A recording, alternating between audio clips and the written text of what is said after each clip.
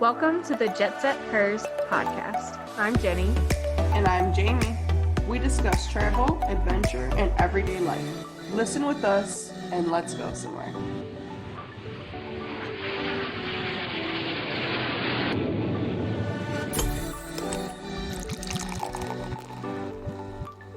Hi. Yo, Jenny, what's up?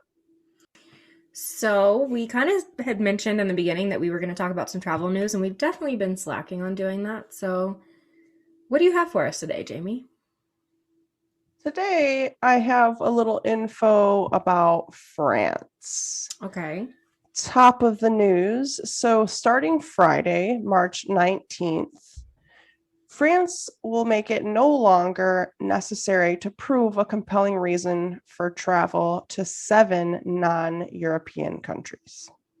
So I guess, you have to be going there for your work right now. So Australia, South Korea, Israel, Japan, New Zealand, the UK, and Singapore are all open for travel to and from France. So Starting it's kind of Friday. like the step in the right direction to getting travel back. Not totally there, but a step. A little bit feeling of normalcy, yes. Right. So, yeah, I don't know. That doesn't mean anything to us per se, but I'm sure it means something to other people. So there you have it, folks. Travel news for this week. I did also see that Italy is doing a total lockdown for Easter weekend just to keep people from crowding up. And so, I mean, this thing is still happening. It's still real. It's still affecting countries. But hopefully, as the year goes by, we start seeing more of that normalcy come back in. Yeah, definitely. And it's the variants that make it so terrifying this time around, because they're more deadly, and the more they mutate, the more variants there are. So I guess Italy's doing the right thing by keeping people safe and trying to limit the folks that are out and about celebrating, so to speak. Well, we're excited about today's episode to share with you. Our guest's name is Dana Humphrey. She reached out to us saying that she went for what was supposed to be like a week-long retreat in Guatemala last March, and surprise, surprise, got quarantined there for several months. She ended up being in a house full of 12 strangers, and her story was just really fun to talk about. So Dana was originally living in New York. Like Jenny mentioned, she was going on a retreat in Guatemala and got stuck there right when quarantine hit. So I thought it would be fun to maybe find a couple interesting facts to share with you guys about Guatemala before we share with you her interview. So, Love me some fun facts. should I do that now? Yeah. Coffee is Guatemala's biggest export business. Did you know that? I did not know that, and I love coffee, so. I love coffee too. So I wonder how much coffee that we drink is coming from Guatemala. Right. Okay. I got one more for you. I'm ready. I know that during this episode, Dana told us a little secret about where she lived. She stayed on a lake, and we saw pictures of said lake afterwards and stuff. And it's by a volcano. Your backdrop is a volcano. There are more than 30 volcanoes in Guatemala. Not all of them are active. There's only 3 that are active, but more than 30 volcanoes in Guatemala. That's crazy, because if you look at the map, Guatemala is not huge, so that's a lot of volcanoes in a little small amount of land.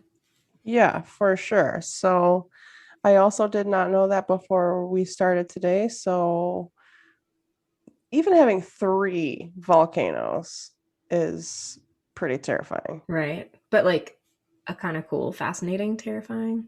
Yes, definitely. And then, excuse me, over 30 to just be your backdrop in any given location. I mean, Right. Oh yeah. Like as you'll hear, she'll talk to us. I did look up her location after talking to her, and it's gorgeous. So she definitely sent over some pictures. We'll post them on the Instagram and all that. So here's Dana. yeah, everybody, Dana Humphrey, enjoy. All right, hi, we're excited to announce our guest today. Hi, Dana. Hi. We're just really excited to have you on and hear your story. I think everyone's gonna enjoy it too. Sure. Do you want to share with us what you're drinking? I am. I'm drinking 110 calorie pear hard cider. Yeah, it's pretty good. And how Okay. do you say that name? It's like record. Yeah, exactly. Recorder lig. Yep, we saw that at work. It's pretty good cider. Jenny recognized the can. Yeah. I like pear. The first time I So, had that was actually in London, which is pretty crazy. So to see it like kind of sold everywhere now, it's like getting around. hmm. Jamie, what are you drinking? I actually have a hazy IPA. Surprise, surprise. Yeah, just a random one that I picked up from the beer store this weekend. It caught my eye with a cool can. Dazed and Confused Oh, cool. Teenage Kittens. You would drink that one today. I am also drinking that exact same beer today. What? What? This is a brewery in Connecticut. So How random, Jenny. Are you kidding me? so we sent each other pictures of our beer haul this weekend and we were both like, "Oh my gosh, I have that one too," but I didn't realize she was going to drink it today, so that's funny. Super cute can, super good beer, super hazy, super like unfiltered. That's very tasty. Ooh. 7%. Mhm.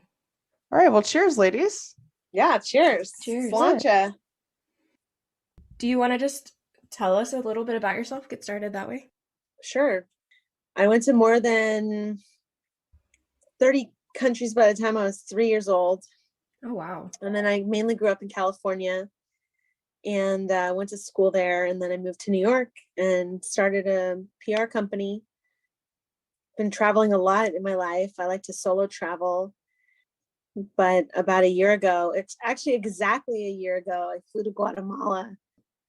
Ended up being there for 3 months. I mean, there are worse places to be stranded, I feel like, than Guatemala. Yeah, actually, yeah, totally. I joke that I was SIP, like I was stranded in paradise. Right. Yeah, absolutely. Yeah, it was winter in New York and it was summer in Guatemala. And I was like, great, I think I'll stay. So, how long did you end up staying for? What happened is I was planning on going there for a 10-day retreat. And I was supposed to leave on March 18th. And I went to, I'm a hot yoga person. I'm totally obsessed. I went to hot yoga on Saturday, March 14th, and I came home and I was packed. I was like super ready for this trip. I looked on Facebook and I saw that the Guatemalan government was going to close its borders to Americans and Canadians at midnight. And it was like 11 a.m. And I called United and I said, can I go to Guatemala today? And they're like, yeah. Can you be at the airport in like an hour? And I was like, yep. I took a shower and I went to the airport. Wow. You're like, yes, I can, and yes, I will be there soon. Made it See right in ya. time.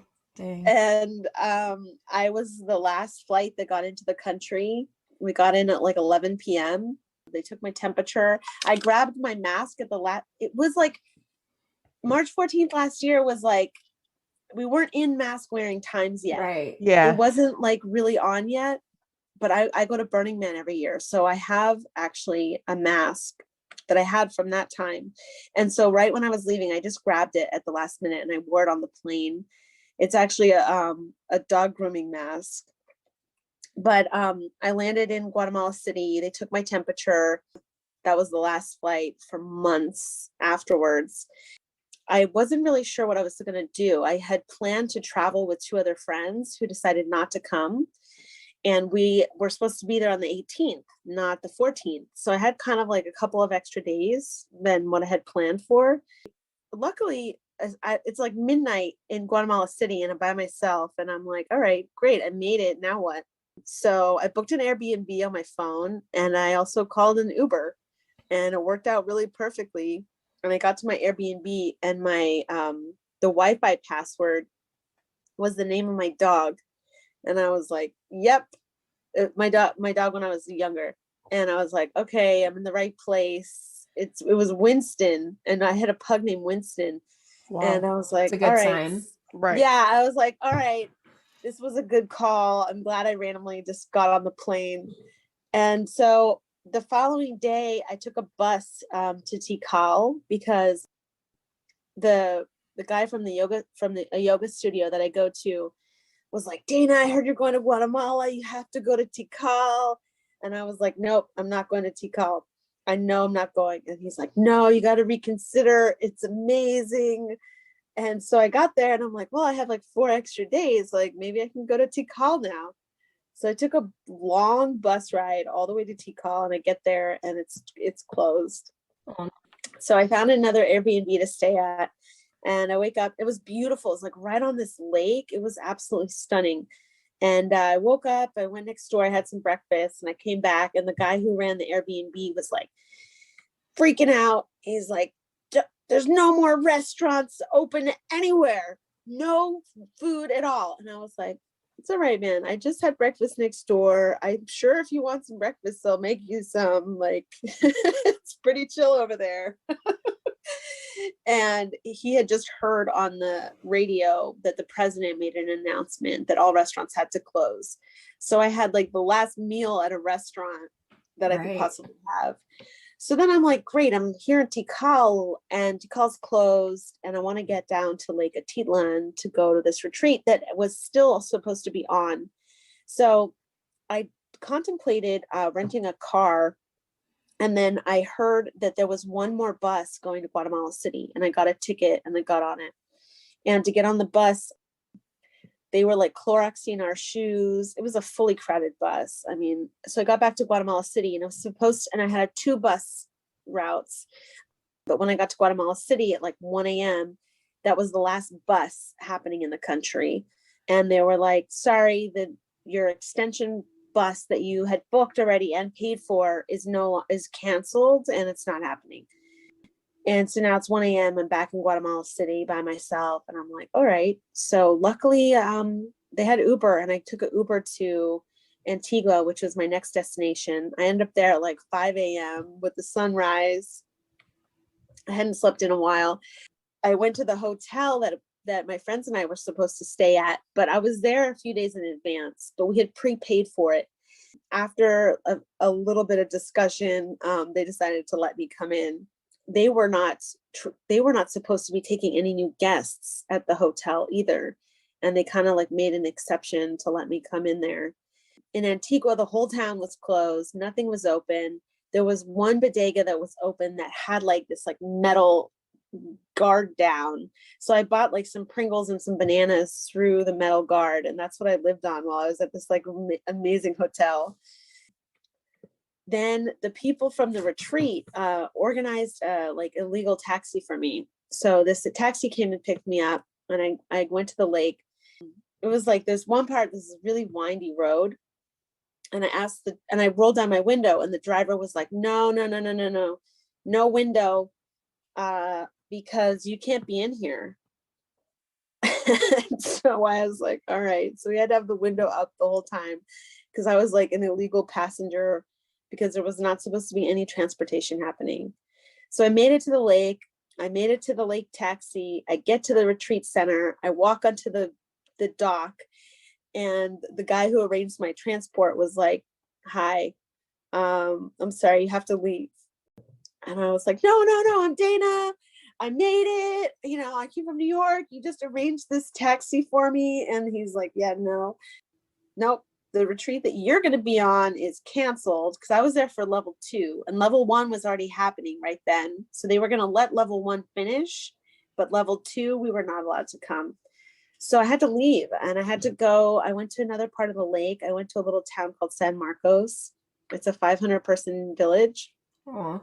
There was one other woman in my same type of situation. She had come from Canada to do the same retreat and she had come a couple days early just to like hang out and get acclimated. So she helped me find a yurt to stay in for a couple of days. The yurt was perfect. I had a little French press. There was a little cat named Shadow that hung out with me. Oh, I stayed there for a couple of days. It was great. I had a beautiful view of the volcano. Sweet. And then the people from level 1, that there was 11 of them, and they were from all around the world: Spain, Israel, UK, Australia. They all were now not able to fly home or do the level 2 or anything like that. So they came to San Marcos, and the 12 of us got a house together on the lake.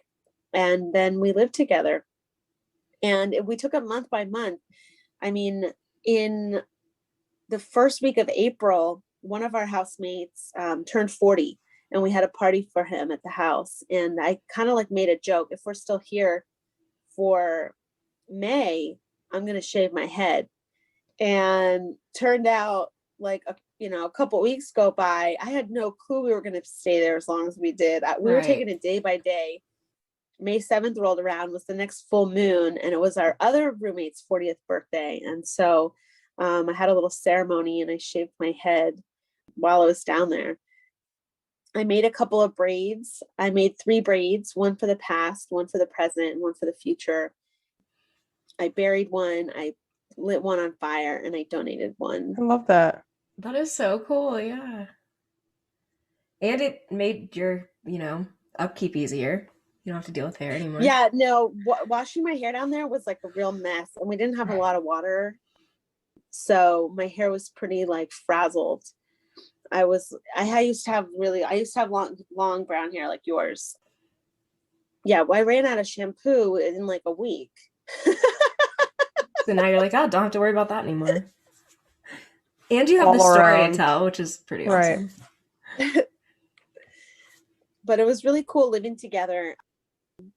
We all practice something called radical discontinuity, which is basically trying to do things different every day to keep ourselves growing and learning. So we had 5 rooms, and we had 12 roommates. So we had different roommate combinations that we switched about every 10 days.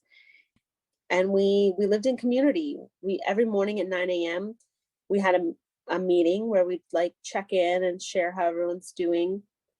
One of the rooms had a bunch of hats on the wall. So we took the hats off the wall, and every morning everyone got to wear a different hat. And we'd figure out logistics, like who would be the one nominated to go to town to do the shopping. We were on pretty strict lockdown, so we were only allowed to have one person from our house leave at a time. And they were like, the town was watching us. They were onto us because we were like 12 gringos in a house in a really small town. So they didn't really want us to be there, but they had agreed to let us be there. And so they actually, 2 medical people would come every single day and check our blood pressure and check our temperature. Wow. And between the hours of 4 a.m. and 4 p.m., we could send one person out per day to do the shopping. There was definitely some concern in town that we were like, maybe hoarding groceries or taking too many groceries, but we were like 12 adults that just needed a lot of food. We were just buying for the day each time we went out, and we'd bring like these giant luggages to help carry everything. Right. But it was a lot of fun. Now I have a whole new family. Absolutely. Well, everyone got quarantined, so it's pretty cool that you got quarantined with like brand new friends, basically. So it's like a whole new experience. Yeah, we were on the same timeline as everybody else. I mean, like my sister in the West Coast of the United States would tell me, oh, the ocean, the beach is just closed, or the ocean just closed. And I'd be like, yeah, the lake just closed here. We kind of had similar things happening as far as the timing goes. Was there a lot of fighting here and there? Because I can just imagine, being quarantined with my roommate, we would kind of get under each other's skin a little bit. So being like 12 people stuck together, I can see how emotions would. The first couple of months were great, and then people started sleeping with each other, and it started to become rainy season. And I think the combination of those 2 things, come June, we were no longer wanting to live together as a house. Right. Some people's feelings had been hurt, and also we had a huge yard, and we I often would set up a sleeping bag on the grass, and that would be my desk. That would be my office. And I would have my little workstation out there. But once it became rainy season, we all had to be inside the house. It was like too chaotic Right. because everyone was working or talking to their families or doing video calls. It was a little bit too much on top of each other. We did have an emotional release room. So we always had a room. It was usually the suite. There was one room that was like a little bit nicer than the other rooms. So if you were in the suite, you had to agree to like have the emotional release in there, which is basically like we set up a bunch of pillows and you would put on like angry music for like 10-15 minutes and just like rage it out and beat the pillows. So whenever someone was like having a bad time or upset with someone and wanted to like gossip about it or complain about it to someone, we'd encourage them to go to the emotional release room. And it was kind of like always okay to go in there. We kind of had this like thing about it. It wasn't the best if you were trying to do a conference call In that room. and someone nearby is like trying to do emotional release, but we usually worked it out. Yeah, and then they could like after the emotional release have a more calm conversation about it.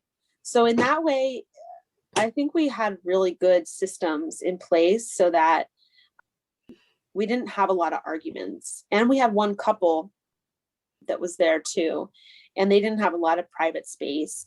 We did have a temescal in the yard. So towards the end, we started to utilize the temescal like as a little private spot, a great place for conversations. What is that? We put pillows in there. It's kind of like a sauna, but it's like it was a little red hut that we had in our yard. And once a week we'd put wood in there and we'd put fire and we'd make like a little sauna. Okay. But we started to use it as our like important meeting room. The Wi-Fi didn't work in there, but it was good if you needed to have an in-person discussion with someone that was like maybe you wanted a little bit of privacy, because anywhere else in the house was zero privacy. Right. That, as a New Yorker that lives by myself, that was the one thing that I really craved. Some alone time. Yeah. A little private time. Well, I feel like y'all took what you had and made it work is the best you could in the situation. So yeah, and we had there was 12 of us aged 23 to 40, and we all ate the same way. We were all vegetarian and gluten-free. Wow. So that was like incredibly amazing. right. Yeah. That made it really easy too. Yeah, and we all liked the same kind of music. Wow. Right. We had a lot of psytrance parties, which is like super random. It's good that you guys all came from this certain retreat, because that's probably how you all ended up so much alike. Maybe, yeah. Yeah, that's very lucky to have that many people, like same dietary like restrictions, almost same music. Like that's crazy. I mean, I barely ever go out to dinner with somebody or a small group that has the same dietary, thing as Right. me. I mean, but so for all 12 of us to have it, Right. it was pretty amazing. Yeah. So it just made cooking super fun and easy because we were all on the same page. And I can only imagine that y'all probably were able to get some pretty fresh food where you were. We ate fresh fruits and vegetables every single day. Right. We had like fresh papaya and mangoes and tomatoes, and yeah. I love that. I mean, if you get stuck here in America, most of the time you're probably going to get stuck with like some canned goods and frozen food. But you guys had like, I'm sure, delicious meals. Fresh avocados. Oh, yeah. yum. And I think Stuck it's in good. paradise. I don't remember what you called it, but how you change things constantly. Radical discontinuity. So I feel like that would actually keep a lot of the tension down too, because say you're stuck with a roommate that's just really getting under your skin. It's like, it's only for 9 more days and then I have someone new coming in or I'm going somewhere else. I think that would help a lot with that. Yeah, the roommate thing was, towards the end, we kind of also knew who we wanted to live with more than others. Even if we'd switch rooms, we might stay with the same people. I shared a bed with someone for a month. You have to really like them at that point, that's pretty close quarters. But, somehow somehow we worked it out. It was a king bed, and that was the suite. Not everybody wanted to be in there, and I really didn't mind being in there. Yes, somehow it worked out for us to share a bed for such a long period of time. I would just have to hope that they're not a big snorer because I can't sleep with snoring. So I don't think anybody snored. Wow, you So just that got worked. really lucky. right. This is absolutely insane. I need to meet this specific group of people. I know we should get them I all love together. it. We'll have a Jet Setters party in A Guatemala reunion. when it's reopened. Yeah, for the reunion. Right. We also had like animals come visit us. The very first day we were there was a dog that came to visit us, and he smelled like fish, so we named him Pescado. Oh And he my came God. to visit us every day, and we called him Fishy or Pescado. And over time, like one time he came back to visit us and he had a collar on, and we were like, oh, okay, like you have a home, like that's great. And then he came back a few weeks later and he was neutered. Oh, so he did have a home. Yeah. Yeah, he was being taken care of. He just liked to come play with us, and Right. he'd stop by. There was also a cat that would come and hang out with us. We named her Regina. Oh. We're not sure where she lived, but she came towards the end. She was hanging out with us every day. She'd come in the house. She's like, they're going to spoil me. Treats. So, yeah. Yeah, basically. I'm going to go hang out with my new friends over here. So the house you guys were in, was it like close to other neighbors, or was it kind of like in the middle of nowhere? It was right on the lake. It was really beautiful. We had a huge yard, and we had a big, big tree.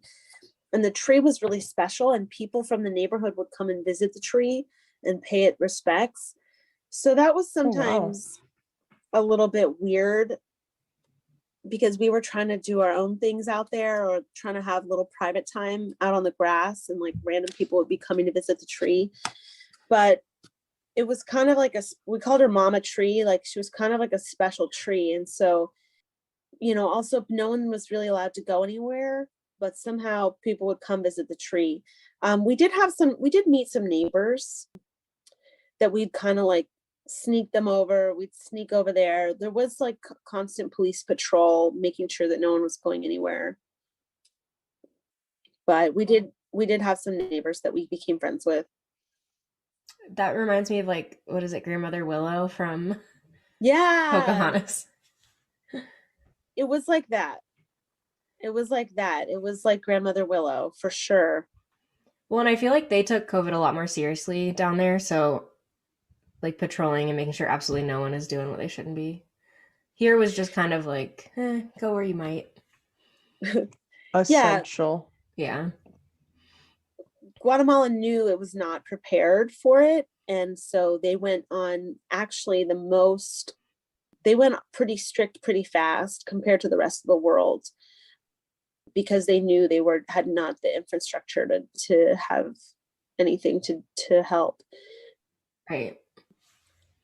When I left, there was 0 cases in the town, but it's also hard to tell because there wasn't a lot of testing. Right.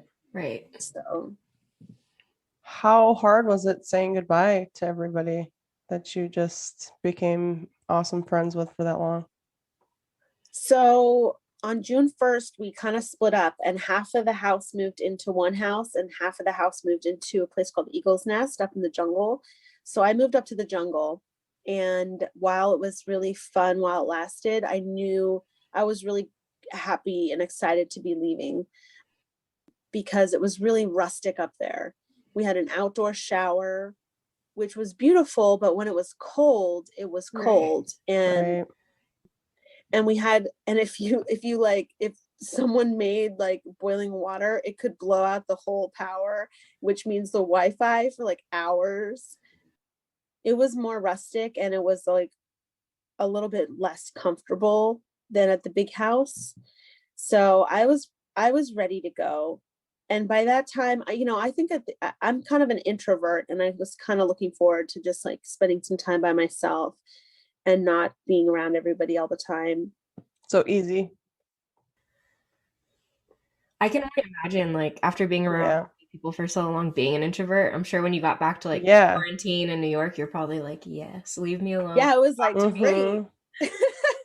See, I'd be the same way too. Like, yeah, I'd be ready to part ways and say bye, just Right. to have some peace. Like bittersweet, like, oh, we'll definitely see you again one day, but I'm not sad about leaving. I'm ready. Yeah. I was sad, but I was ready. And they threw me an epic goodbye party. We were really good at celebrating each other. That's something we awesome. were really good at. Like if it was someone's birthday or someone's anniversary, like we really celebrated everyone. So on my going away party, the theme was cats, champagne, and like cookies. It was like the 3 C's in life: cats, champagne, and cookies. And we had a dance party, and there was face painting, and we ended That's up so just cute. spending a lot of time in my hammock, and it was really fun, like of all of us. Everybody in the hammock at once. Everyone in the hammock, yeah. So that was really sweet.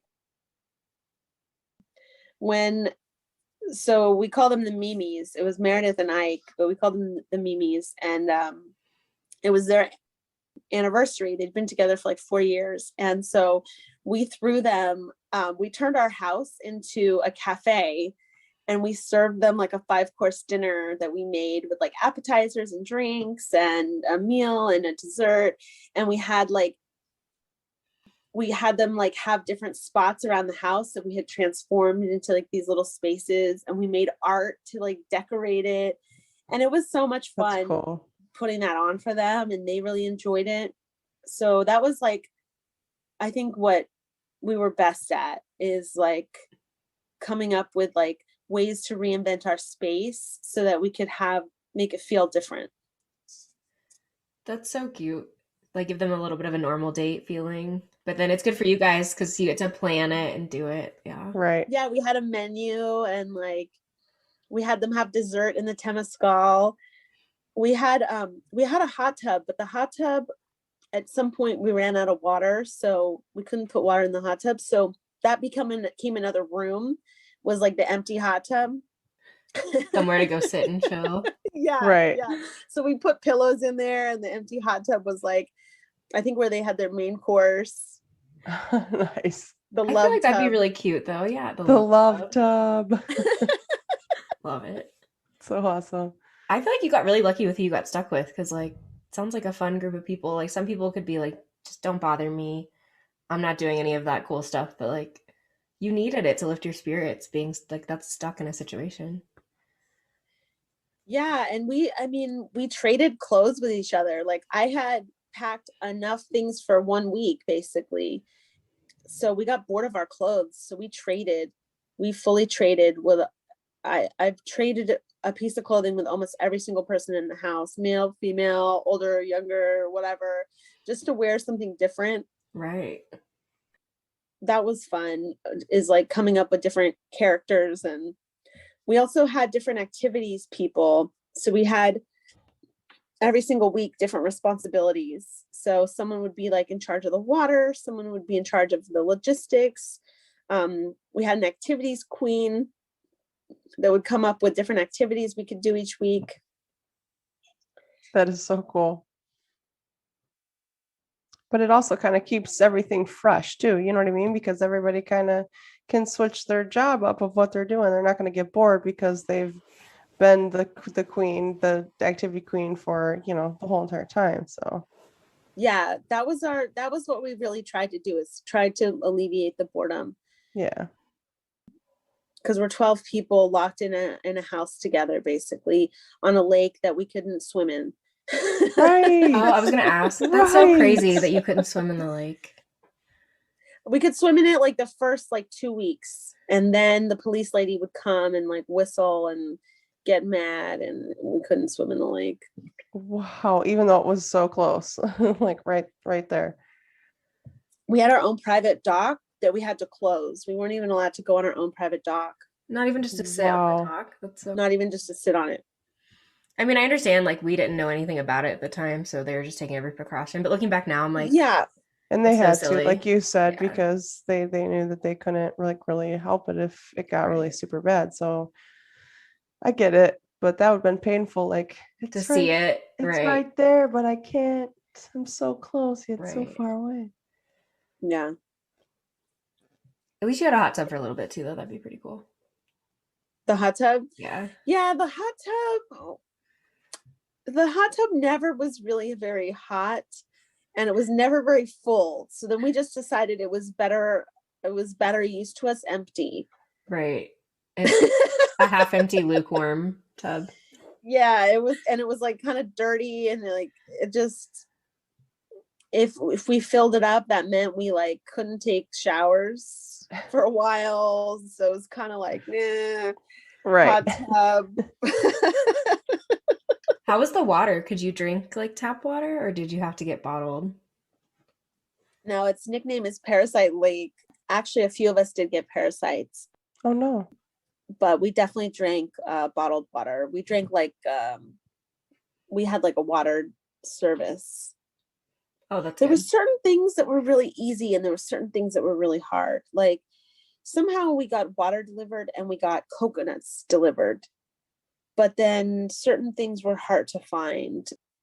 Like seafood was hard to find, or I don't know. Somehow the coconut guy was like allowed to drive to the beach and pick up all the coconuts and drive back, but there was like no cars driving anywhere. So you couldn't drive anywhere. You couldn't get anything that was driven in except coconuts, which always just was like very So odd. strange to me. Right. Right. The only person allowed to travel is the coconut guy. The That's it. coconut guy had like a special permit to drive, and I was like, really? This is the only driver? Okay. The only essential person. The essential worker was the coconut delivery guy. Like, I I don't guess know. they just Maybe. consider I want like, an that important job. thing. Yeah. The coconut guy. I want that job. So then, of course, we had to like buy machetes so that we could open our coconut deliveries. So we had like multiple machetes around the house for coconut opening. That's not like scary That's at so all. good. Yeah, the whole coconut ordeal was very like perplexing to me. That's actually so awesome. I'm really enjoying that. Had you been to Guatemala before this trip or was this like your first? No, it was my first time to Guatemala, and I definitely want to go back when things are open. Right. While I was there for a long time, I got to know the house really well and the people really well, but I didn't really get to see anything or other parts of the lake. Right. Is it like a huge lake the way you've been talking about it? Yeah, it's called Lake Atitlan, and there's like lots of little villages and towns all around. And so we were in San Marcos, but there's a ton of other little places. Apparently, when life is on and things are happening, there's like boat cruises, and there's dances, and there's ecstatic dance, and there's all kinds of activities that happen in all the different towns. I'm looking it up really quick because I'm curious. Yeah. I have that written down as the deepest lake in Central America. Wow. It's gorgeous. It's really blue. Yeah, it's really gorgeous. So you could see the volcano. Yeah, we kind of, one of the roommates made up a rap that we were like in front of the two volcanoes in a jungle. I want to hear more about this rap. It was like two volcanoes in a jungle. I forget the rest of the lyrics, but Off to a good start. I can see where it's going with it. I want to know about these other countries that you've been to before you were like all these countries you've been to before you were 3. Yeah, so I was born in Canada, and my parents were living in Cameroon, Africa at the time. I was supposed to be born there, and then at the last minute, my mom got on a plane, and I was born at the same hospital she was born at. And then we moved to London, England. So my parents were both like from small towns in Canada, and besides living in Cameroon, they had never lived anywhere else. So all of a sudden, they're living in London, and they have me, and they just like went everywhere. We went all over Europe all the time, like every weekend. Yeah, so by the time I was 3, I had 30 stamps in my passport. then my little sister was born. And at age 6, I moved to California. But we kind of still kept traveling.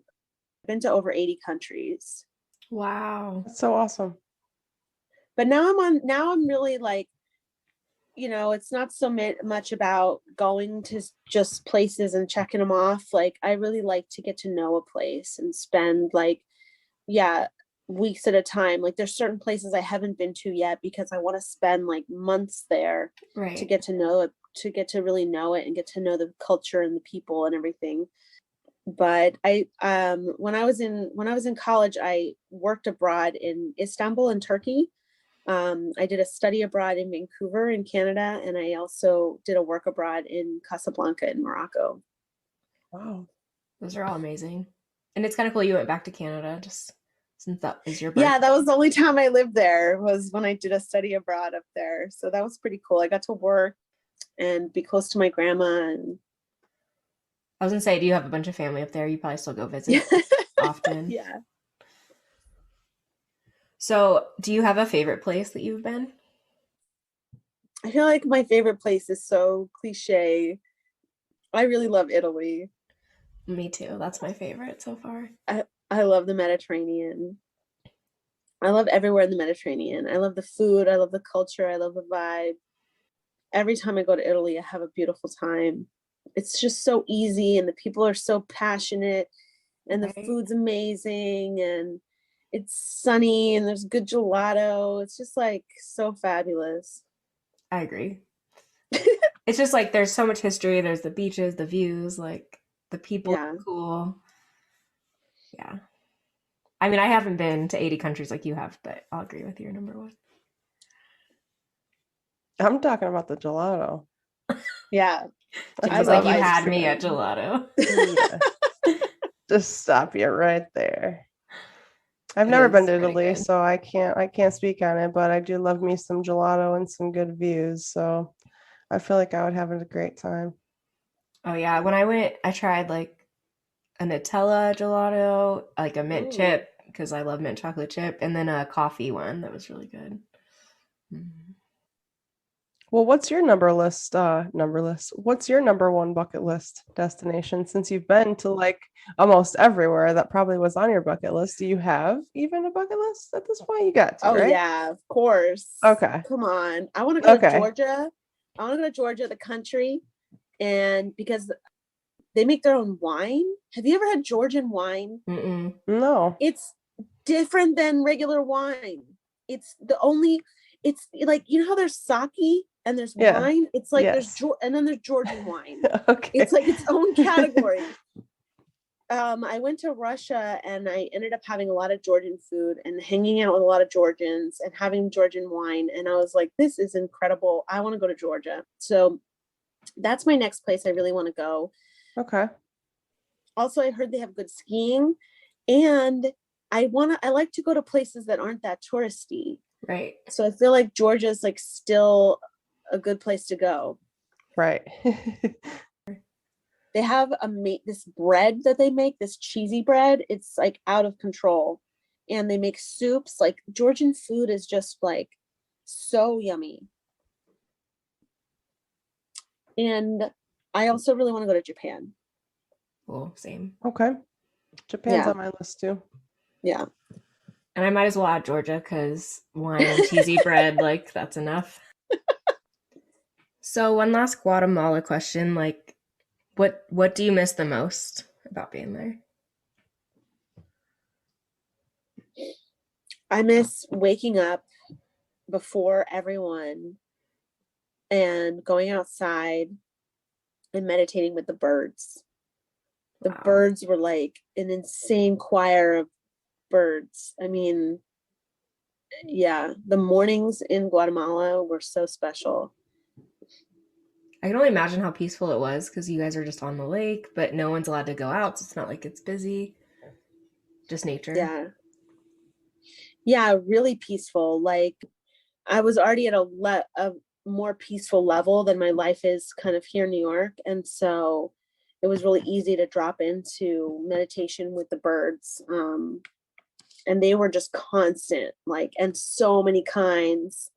and so many trees and so many flowers. Yeah, that was really amazing. Sounds peaceful already. Oh yeah, and then add in all the fresh fruit and veggies Yeah. that you had. I could go for that kind of quarantine. Stuck in paradise quarantine. Yeah. Stuck in paradise quarantine. Once things kind of opened up a little bit more and we were allowed to walk around, there was a couple of us that like to go hiking.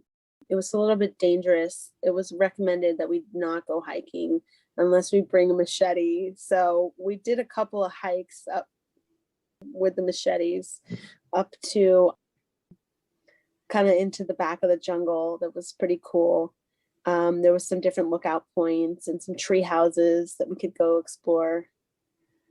Oh, that sounds amazing. I hope you have pictures of that. I don't, because it was dangerous and we were advised to not bring our phones.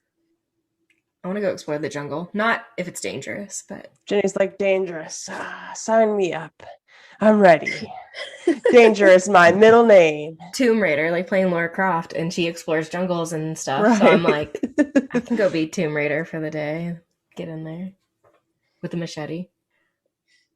Do you want to just go ahead and plug your website and everything so people know about you a little bit? Sure, that would be great. If you want to learn more about me, you can find out at danahumphrey.com. It's DANAHUMPHREY.com. Or you can find me on Instagram at Dana K. Humphrey. Yeah, that's where we found her. So Cool. yeah. Well, thank you again so much. This was fun. I want to go on a Guatemala quarantine trip. Yeah, maybe you can. Or just a Guatemala trip, period. No. Okay, yeah, that's true. Yeah. Let's go and actually go and swim on the lake. Yeah. Hopefully jump in the that's lake. reopened. Yeah. Yeah. Especially with the view. Now that I know what it looks like, that would be so hard not to be in that lake. Right. Because at first I was picturing like a smaller thing, but now I'm like, well, that's gorgeous, and I would need to be in that water. Yeah. That's It's probably a nice lake. Right. All right. Well, thank you so much, Dana, for coming on the show. Had a great time. Yeah, thanks. Thank We'll have you. you back on later. All right.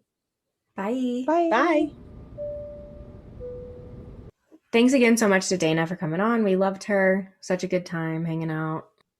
She just got so lucky being stuck with people that had so much in common with her, and I feel like they really made the most out of the situation they were given, and I'm honestly a little jealous that she had that experience because it sounds like it was amazing. Yeah, how lucky that it just kind of worked out the way it did too. Everybody ate the same too and liked the same music. That tripped me up. That Right. doesn't even happen in the same friend group, Right. let alone 11 strangers that you are randomly meeting and living with at the time. Like literally stuck in a small amount of space with. So yeah, I feel like she couldn't have got a better group of people, honestly. Right. I'm jealous, but I probably wouldn't have that same luck if I was put in that situation. So she got lucky for sure. Yeah. It seemed like everything worked out after all, and at least they didn't have to be quarantined alone in a country that they didn't know. So to me, I feel like even though I like to be alone, it probably would have been better being quarantined with some strangers opposed to being by myself. Right. It's a little bit better for your overall mental health, I think. Yeah, got to talk to people, got to see people and actually do stuff. And like she said, they kind of celebrated each other in a way that kept stuff super fun and enjoyable. So yeah, and she said they're basically family now, so I feel like that's a bond that's hard to find just in normal travel or everyday life. So yeah. And I know I mentioned earlier about the lake Atitlan that they had the house on. Right. And I told you guys that it was the deepest lake in Central America. I wanted to come back and let you guys know how deep it was. So how deep is it? Just to picture the size, it's coming in at 1,120 feet deep or 340 meters deep. That kind of terrifies me a little bit because I'm like, what's down there? Anything and everything. Because we looked at the picture and it's gorgeous with like volcanoes in the background. It's a huge lake. So that's blue. crazy. Yeah. What a fun fact. Yeah.